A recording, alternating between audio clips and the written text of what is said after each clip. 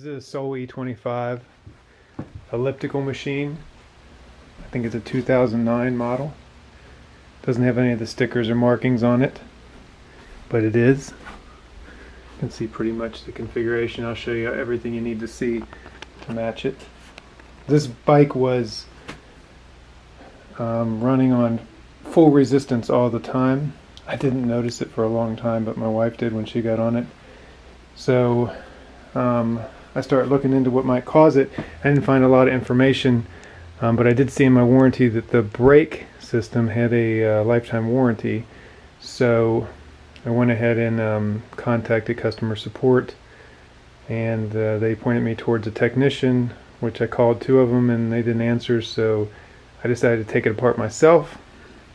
So I've taken it apart and put it together and fixed it at this point, but I want to share with you what was broken in it, because I think it'll probably break in other people's if you use it enough. So this was bought in 2009. I've used it pretty consistently on a weekly basis, about every other day or every third day for that many years, and my wife too, so it's got a lot of use out of it. And I think this problem will occur for everybody. So the system uses, I got it over here, a flywheel that's being turned by the motion, by a pulley. So I'll show you that in a second. And inside this flywheel there's this brake system. And what this brake is and you can kind of see is a set of magnets. They're kind of fitted like the drum brakes on a car, and they can never come all the way out when they're put inside this. They'll never come all the way out and touch this. I'm not going to put it on because it's really hard to get out. But what they do is they're adjusted by a cable that goes up and down like this. Well, on this one it's broken, and what's broken are these small cables. You can kind of see these small cables. There was two of them, and what they do is they pull the brake in and out, both of them together. So this end would be the lowest resistance setting because it's the furthest away from the flywheel, and this out is the highest resistance setting. It's called an eddy current brake. It has to do with the electromagnetic field of blah blah blah blah blah. Look it up. But anyway, so when these cables broke, it forced my flywheel into the highest resistance position. So again, to recap, I'm going to take these out of here. There's two small cables that are broken off that attach to this piece, or there's a larger cable, and I'm going to show you where that attaches. This whole contraption goes inside here. And by the way, this is one piece. You don't typically separate this, so when you buy this or when you get it under warranty, this is all one piece. So so what you're going to see is there's an electric actuator that you hear it adjusting when you're riding the bike, that adjusts this piece, in and out like this. So I'll take you over here, and you can see on this bike I've got the panel off. So I put it together with the panel off just to watch it operate, just in case I didn't do something right.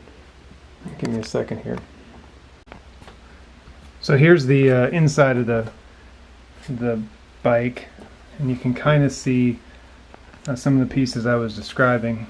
And this bike is operational. It's just that it has the one panel removed. So you can get an idea as I move this and kind of see what's happening down there. And if you look, you can see the flywheel. I'm going to get this thing spinning. See the flywheel down here. That's the piece that I showed you before. There's the pulley. Let me see if I can get more light on it. I got a flashlight here. So you can see the pulley and the flywheel, and then this piece right here is an actuator. Now I'm going to turn the bike on. I'm going to show you that. I can't show you the other side because, as you can see, this cable goes down this side, goes right down that side, and it goes to that actuator. It's all on the other side. In order to do this job, you will have to take both panels off of both sides. I'm going to go ahead and turn the bike on. and just get it going.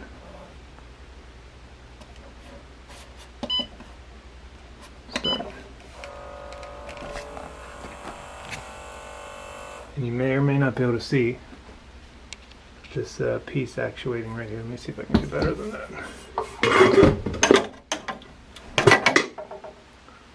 So I'm going to adjust this and you'll see this cable actuate. You hear me adjusting and beeping. If I beep a lot of them, it'll... Alright, now you can't probably see it from that angle, but what's happening is this wheel is moving here and it's adjusting the cable here. And so at the highest adjustment, it's basically letting it return all those magnets all the way out. At the lowest adjustment, it's pulling them in. So I'm going to put on the lowest adjustment.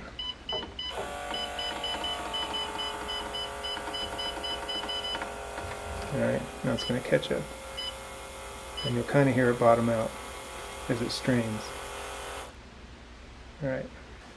So what you're going to do to fix this problem, you're going to order a new flywheel. And you're going to give them the serial number, and they're going to say, yes, that's covered under warranty. Probably, depending on the year. For a lot of the E25s and 35s, especially a long time ago, they were. It has an eddy current brake. In order to get to this piece, you'll have to take this piece off here, and the other one just like that one over there. In order to take these pieces off, you'll have to take the two pedals off. In order to do that, you'll take this bolt out here, and you'll take this bolt nut combination off here, and you'll just take this whole pedal off the rail. On the other side, you'll do the same thing. You'll take this nut, this bolt nut here, lighting's bad, and take the whole pedal assembly, just take it off the rail instead of the side, and you take this piece off here. This lifts up. Alright, you probably had to do this when you put it together. The key is there's 3 bolts or screws across the bottom and screw into the frame, and the rest of the screws are on the other side. If this whole fairing thing, taking this off, gets to you, you probably shouldn't do this. But anyway, once you've taken these pieces off, there's not a lot that holds the flywheel on. Let's see this here. You've got, you can see it, got a couple things going on here. You've got a bolt here, correction, a nut here that you just have to loosen. It's kind of like a bicycle. A nut on the other side you have to loosen, and you've got this tensioner here. Let's see if we can get a better picture. You've got a tensioner here. You loosen that tensioner up, and it loosens the idler cord. And at that point, it gives you a little bit of slack. And just like a bicycle, give yourself as much slack, and then sort of rotate the belt off this larger pulley here. And that'll give you enough slack to take the flywheel out. Like I said, there's this nut here, and then there's the same thing on the other side. When you put the new one in, you're going to have to do a little bit of manipulation to make sure that this lines up straight with this here. And that's going to be done because there's another bolt here. You don't nut. You don't get these nuts, nut, bolt, and washer. You don't get that with the new flywheel, so you'll be transferring that. You'll probably have to take on this tensioner bolt. You'll probably have to take it completely out to give yourself enough slack. Right now, you know, it's you know, I can run it even with the bolt barely cinched on. So basically there's not a lot of room in this belt. I put a new belt on. It was $20 from Soul. So when I got the new piece, I ordered a belt also, which was $20, $25 with shipping. I've seen them online. You can get them other places, but for $10 more, I figured I'd just get the part that exactly what Soul uses. In order to take this side panel off here, because the power comes in on this side, and it's basically wired up around the edge of this thing to here. So once you take this off, you can unplug this harness right here. It just pulls out. I'll turn this off. I won't unplug it while it's, well, I won't undo it at all because it doesn't seem to be turned. So pull this out, and then you can take this whole this whole plastic cowling away. And the only tricky part of the installation is, if you've ever dealt with belts before, is getting it over the idler. You can't see the idler very well there, but it's inside right there. I mean, this is the idler. And then getting it in the right position, and then getting this pulley centered. It slides into a groove, so like I said, you don't have to take this nut completely off or the other one to get this out. And I guess the one thing I didn't mention was this cable. This cable, you're going to have to take a zip tie off it where it's zip tied here. And there's an adjustment procedure online that says 1/16 of an inch of slack. I couldn't get 1/16 of an inch of slack in it at all. I put as much slack in it as I could.